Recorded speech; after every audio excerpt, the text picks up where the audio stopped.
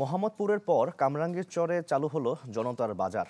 নিত্যপণ্যের ঊর্ধ্বগতিতে জনজীবনে কিছুটা স্বস্তি দিতে রাজধানীর আরও বেশ কয়েকটি স্থানে ন্যায্য মূল্যের এমন বাজার তৈরির কথা জানায় ঢাকা জেলা প্রশাসন। তবে ক্রেতাদের অভিযোগ, বহু পণ্যের সমাহার না থাকায় প্রত্যাশা পূরণ করতে পারেনি বাজারটি। কামরাঙ্গীরচরের কুড়ারঘাট এলাকা মাসখানেক আগেও যেখানে ছিল ময়লার ভাগাড়, এখন সেখানে পরিচ্ছন্ন বাজার। দারিদ্র্যসীমার নিচে বাস করা মানুষের কথা বিবেচনায় নিয়ে ঢাকা জেলা প্রশাসনের এই উদ্যোগ, যেখানে চাল, ডাল, ডিমসহ নিত্যপণ্য মিললেও নেই পর্যাপ্ত পণ্যের সমাহার।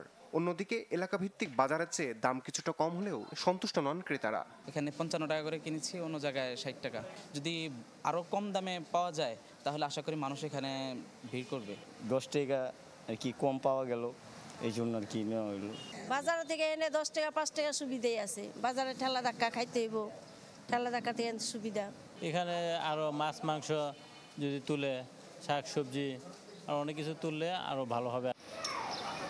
উদ্যোক্তারা জানান, শিগগিরই মাছ, মাংস, সবজি সহ আরও কিছু নতুন পণ্য উঠবে এই বাজারে। এতে করে এক ছাতার নিচে সব ধরনের জিনিস পাবেন ক্রেতারা। স্টক শেষ হইলে আবার নতুন স্টকে আবার রেট কমে অথবা বাড়ে, 2-1 টাকা কম বেশি এটা হয়। আমাদের যেই টার্গেটটা হচ্ছে সিন্ডিকেট ভাঙা, তা আমরা যেই দামে বিক্রি করতেছি বাজারে এটা ছিল না, তা আমাদের দেখা দেখি বাজার কমিয়ে দিছে। মানুষ বাড়তেছে, আমাদের এখানকার সেলসও গ্রোথ হচ্ছে। মাছ মাংস সহ আরও অন্যান্য দ্রব্য আসবে, তবে সেটা আমরা যে মানুষের চাহিদা এবং আকাঙ্ক্ষার উপরে নির্ভর করে আনবো। মোহাম্মদপুরের বেড়িবাঁধ এলাকায় রমজানে শুরু হওয়া জনতার বাজার একের কার্যক্রম আপাতত বন্ধ। বাজারের সামনে থাকা ট্রাক স্ট্যান্ডটি অপসারণ সহ চলছে সংস্কার কাজ। এই কনসেপ্টটা সাকসেসফুলি দাঁড়িয়ে গেলে ঢাকা জেলা প্রশাসক জানান, দ্রুতই বড় পরিসরে চালু হবে বাজার দুটি। সিন্ডিকেট ভাঙার যে প্রত্যাশা নিয়ে শুরু হয়েছিল এই যাত্রা, অচিরে তার সুবিধা পৌঁছে যাবে সবখানে। কিছু কিছু পণ্য আছে যেগুলোর সাথে বাজার দরের খুব বেশি ডিফারেন্স হবে না, কিন্তু কিছু কিছু পণ্য আছে যেগুলো যখন দাম বাড়তে শুরু করে তখন ডিফারেন্সটা অনেক বেশি হয়ে যায়। বিশেষ করে সেই পণ্যগুলোর ক্ষেত্রে জনতার বাজার উল্লেখযোগ্য ভূমিকা রাখতে পারবে। একটা পণ্য কত টাকা দিয়ে ক্রয় করে এবং পরিবহন কস্ট সহ কত টাকা ধার্য করে কত টাকায় বিক্রি হচ্ছে, এটা একটা সোশ্যাল মনিটরিং এমনি থাকবে সবার নজরের সামনে।